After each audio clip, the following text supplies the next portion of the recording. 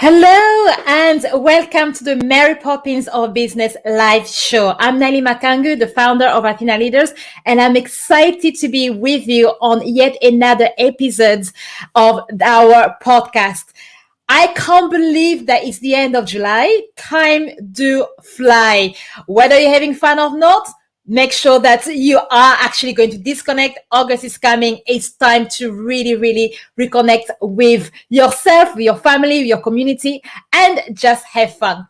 On today's show, we will look at very interesting topics to give you some ideas of what's happening in the world, especially in the new innovation, in the way people will be collaborating on the future. There's a lot of great ideas, and we've done a lot of research, and we wanted to share with you some of the stuff that we've done. So you will be hearing words like and flow, donuts, and more. We are also going to look at and start answering some of the burning questions that people have about creating a new social cohesion in the office, especially when you are going hybrid, and at the same time, tackle something that we cannot walk away from. What's going to happen in September when people go back in the office and there will be these vaccinated and unvaccinated people? This is a question that a lot of business leaders are talking about at the moment. I'm talking with my clients about, and I thought we might as well tackle it as well. Now, before we jump in, for those who are new to this show, please make sure that you subscribe and like our videos. And for anybody that's also been following us, we love having questions. We love being able to interact with you.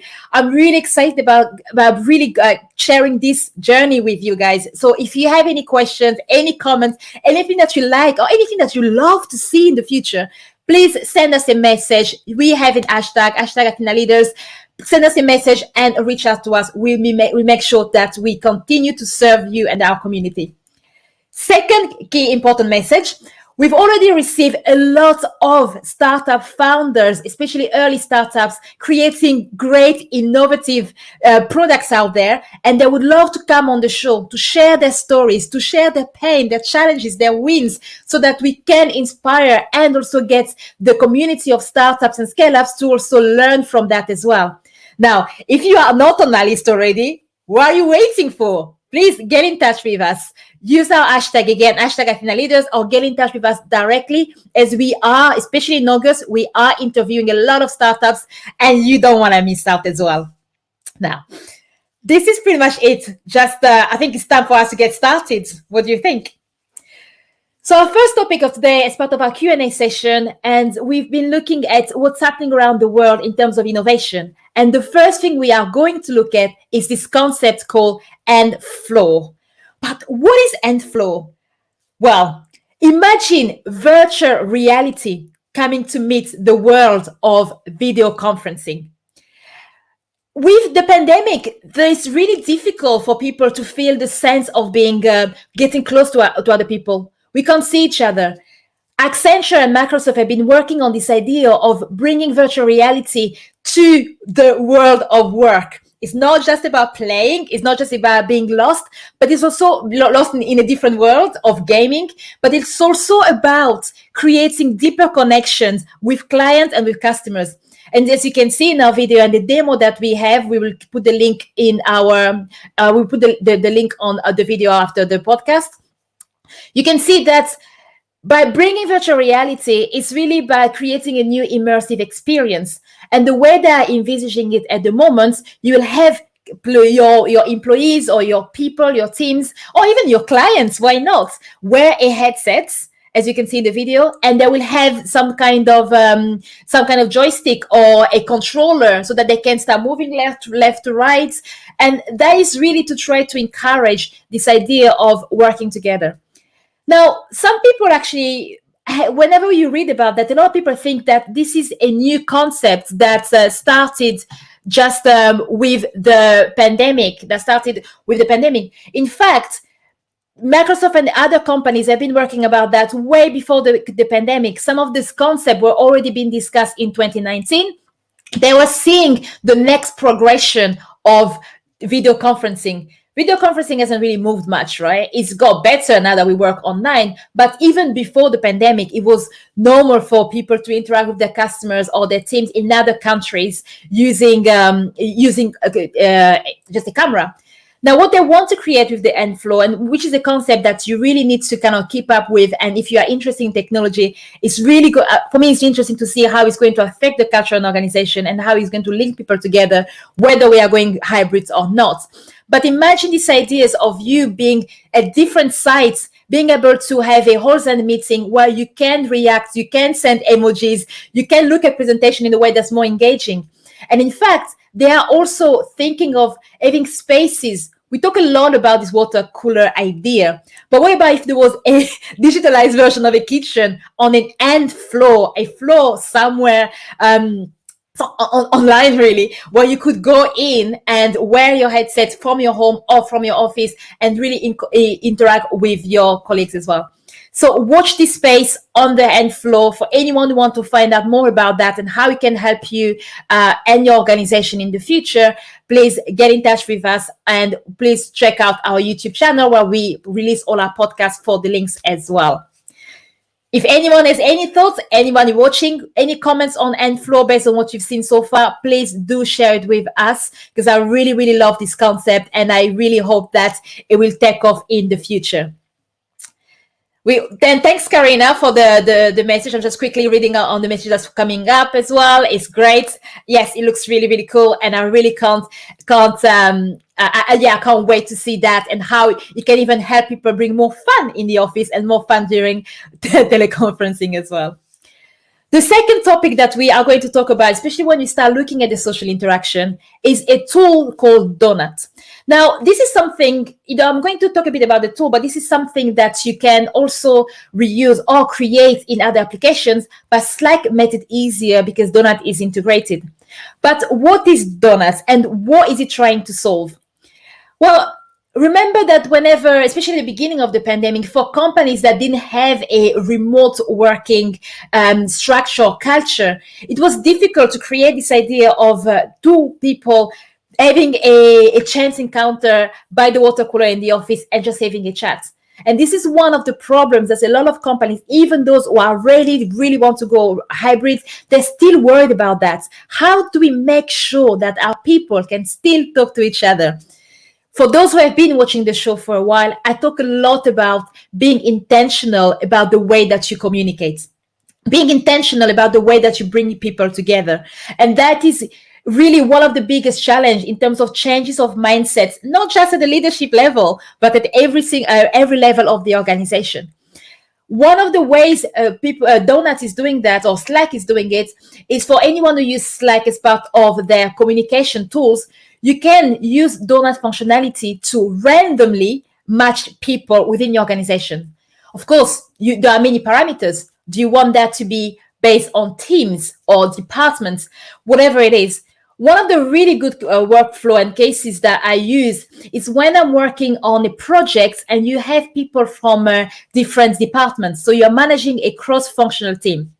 Now, even when working remotely, people within the same team are more likely to interface with each other, to talk to each other, to get to know each other, to ask each other for help.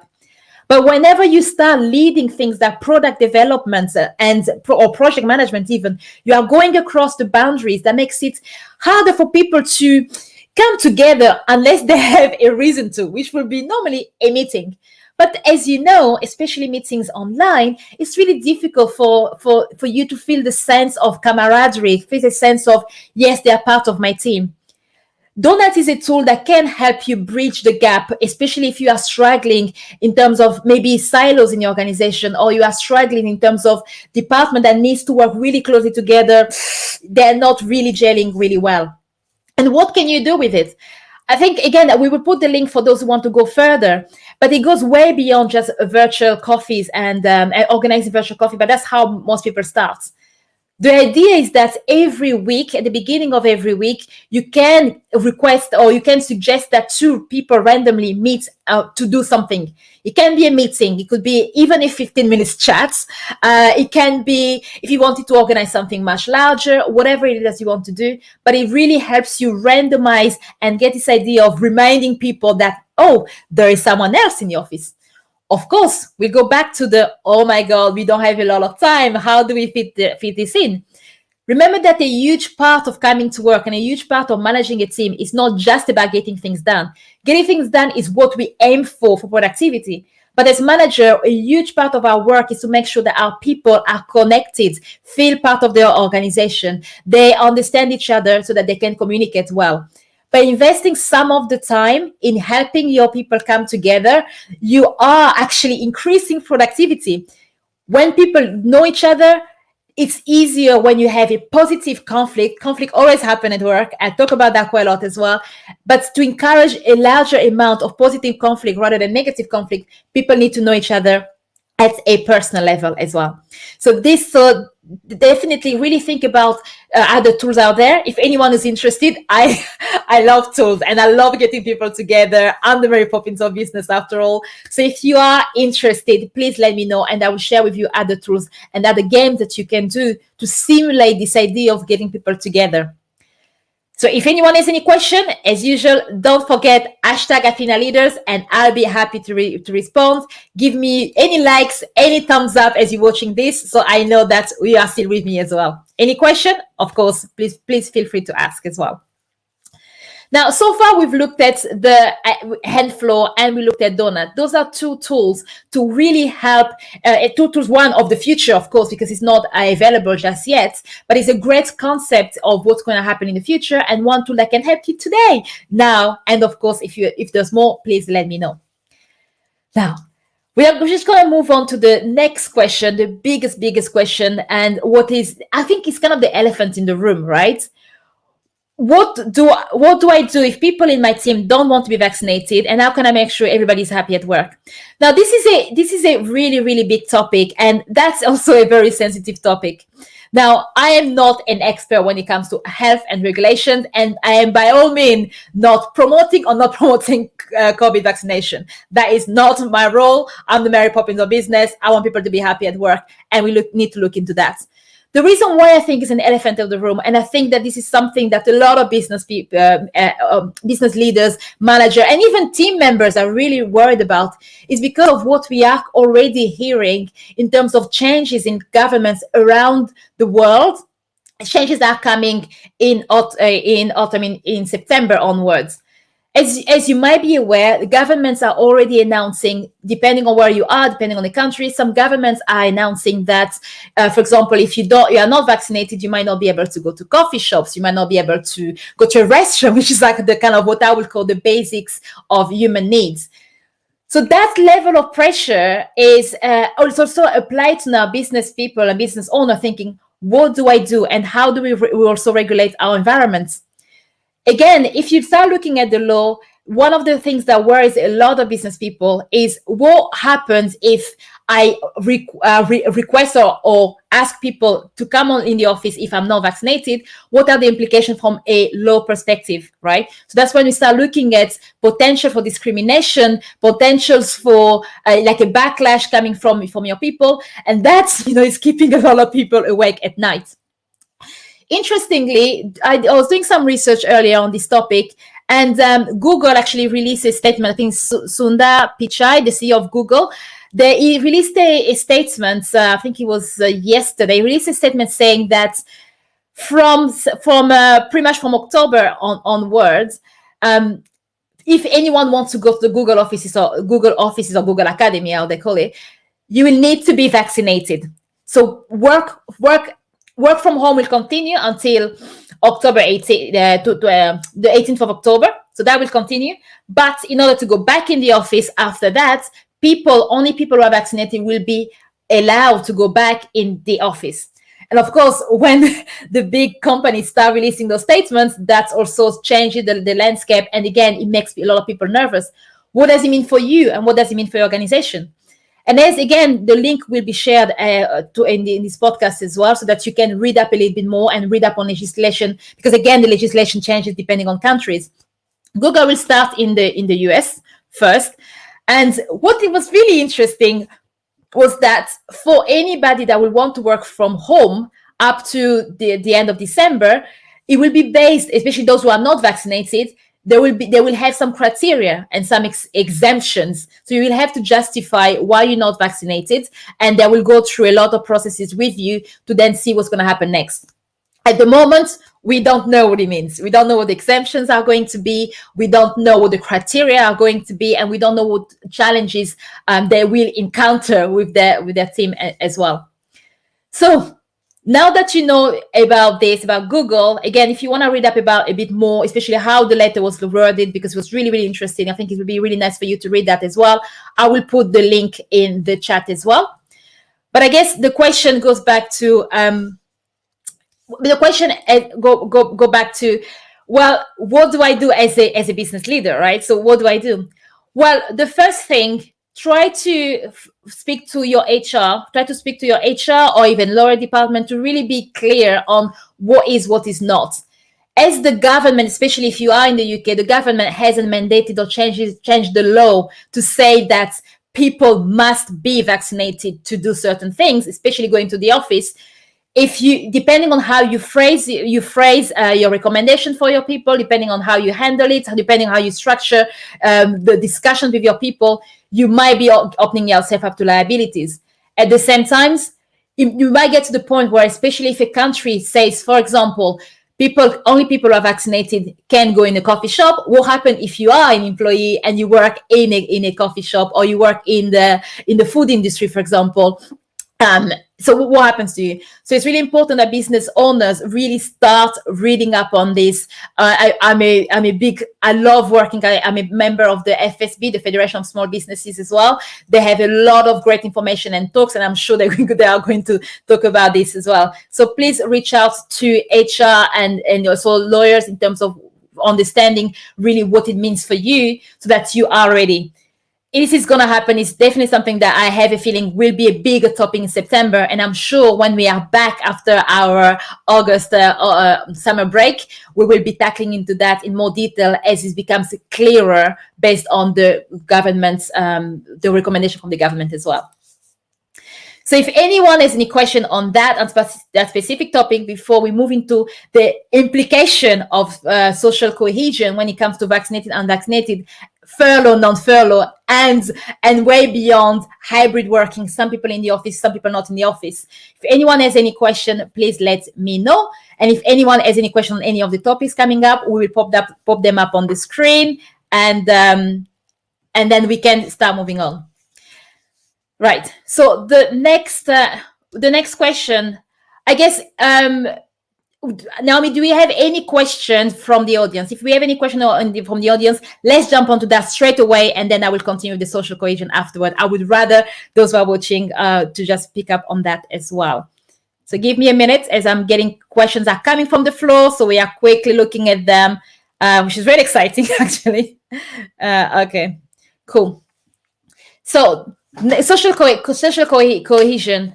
So what is the impact of, again, as I was talking earlier, when we start looking at them versus us in a way, although, it doesn't come from a negative aspect, when we start looking at different types of people and different requirements and things like that, one of the other things that a lot of business worry about is the impact on the culture, right?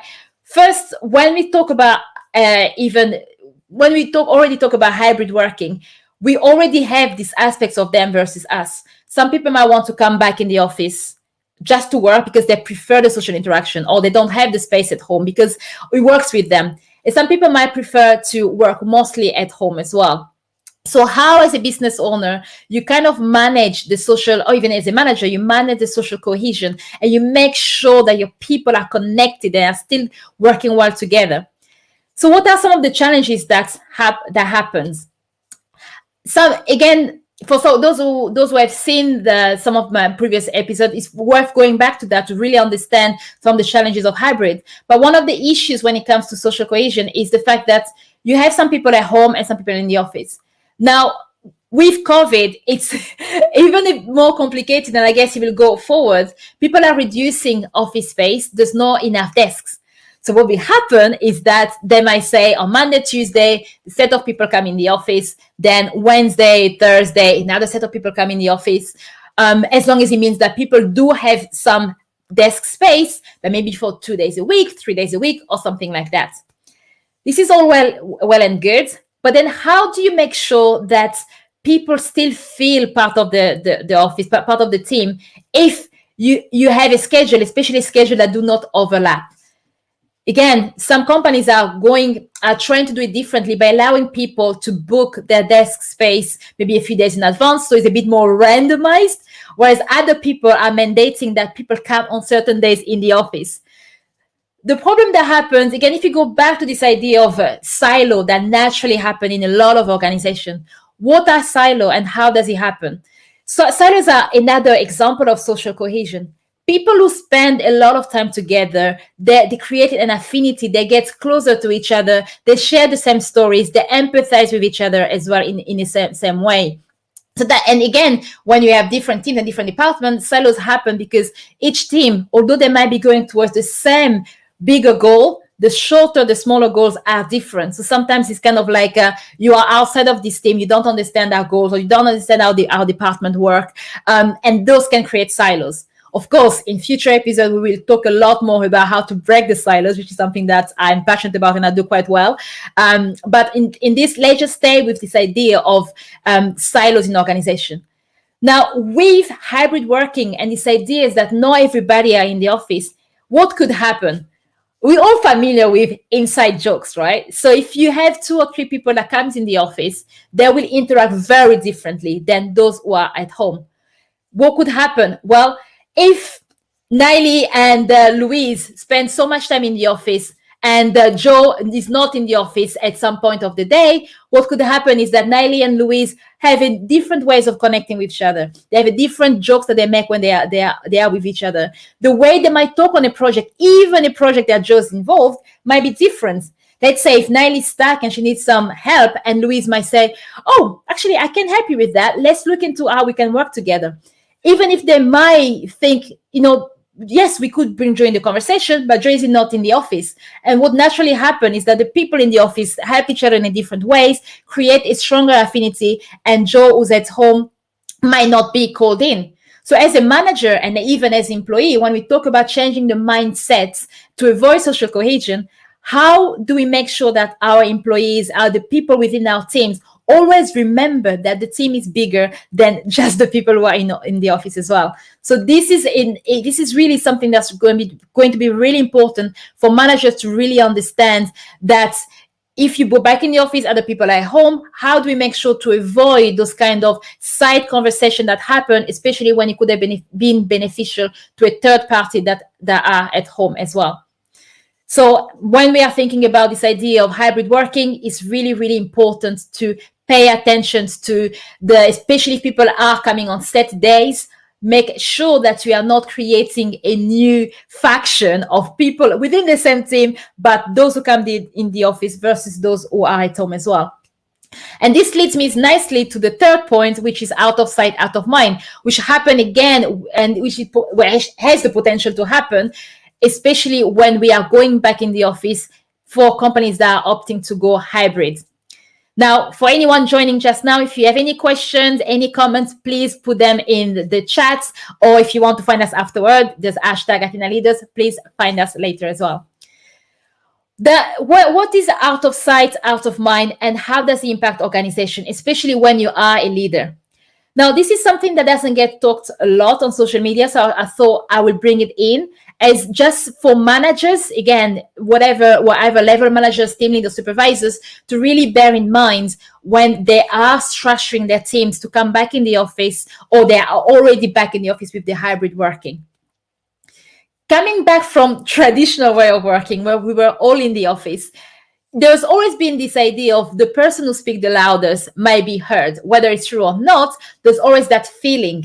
And good leaders and good managers, they try to move away from that rhetoric and say, well, we promote you, or we listen to you, we listen to everybody and we promote you, and we give everybody the same opportunity, the same learning, regardless of whether you have the loud voice or not. But of course, it depends on the leadership skills of managers and team leaders as well. Now, what would happen when people we've grown up with that perception, we've been working with some of those thoughts in the back of our minds, and now suddenly, you might be in a position where, for whatever reason, you are the person who's hybrid, and your manager is in the office. what will happen is that if depending on how the leaders leads and manages the workflow, manages even simple things as meeting, that might push a lot of people who might want or might opt for hybrid working to come back in the office, and that might affect the culture of the company. People have this assumption that if a leader is in the office, then we have to go. So as a leader, you then need to be very careful on what message you are sending as well. Is it okay for you to be in the office 5 days a week if your team is not in the office? It's up to you. It's up to your personal circumstances, how comfortable you feel, how comfortable you manage people online as well. But if it's possible for you to also be at home and remote, and again, if you take back this idea of them versus us, really come in at different times of the day so that you can overlap as well face-to-face with the range of your team members, that will be even more powerful if you decide to opt to be in the office, not every day. How can you do it in the way that you give everybody opportunity to have some face-to-face time with you, especially if that is what people really value? And again, this doesn't apply to fully remote companies because the culture there is different. This really applies for people who are jumping into hybrid working and are struggling to see how to make it work as well.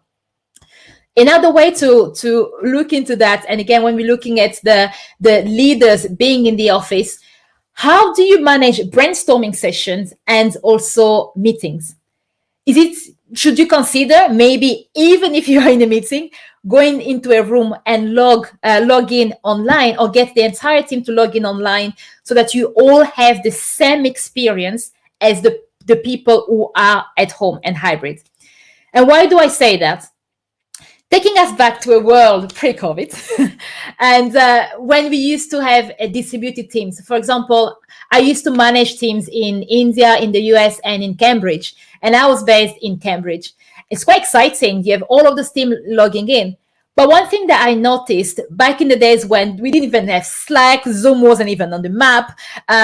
Whenever we have our teleconferencing, we just have this, a phone, which most people probably don't even use phone these days, but we had a phone and we just share our screens as well.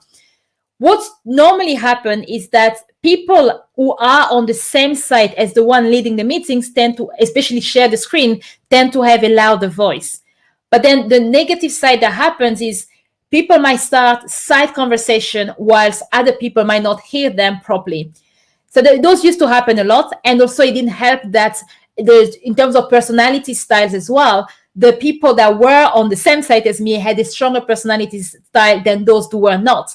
So one of the ways to get out of that, in terms of certain meetings and the way I will organize the workflow, I will also get myself out of the room so that I'm also logging in on the phone so I can test the experience of people who are hybrids and how are they, or actually remote or distributed at that point, how are they feeling? Do they feel like they can be heard? Do they feel like they can put their point across? Are they being interrupted a lot? And who are the people who interrupt them and that I might not notice because I'm also in the room? So those are the things that as a leader, we really need to start, again, being more intentional about and think a lot more when we start thinking about this idea of going hybrid and the social cohesion of our teams as well. So there you have it. If there's anybody has any question, or any thoughts, any feedback, or any new ideas on what we've talked about, please let us know. For anyone joining late and wondering what we missed out, we talked about this end flow, how does virtual reality can impact video conferencing for the future. It's really such a cool concept. You can watch the playback for that section at the beginning. We also talked about other ideas such as Donut that is used on Slack to get your team to create those kind of chance encounters as well as if they're bumping into someone. And we finished off by looking at vaccination and unvaccinated issues that leads into social cohesion and them versus us. Before we go, I've got a couple of favors from you. First one, if you are enjoying this show so far, and if there's anything more that you want to see, please do get in touch, like, subscribe, give us a message just to give us the motivation and excitement to keep going.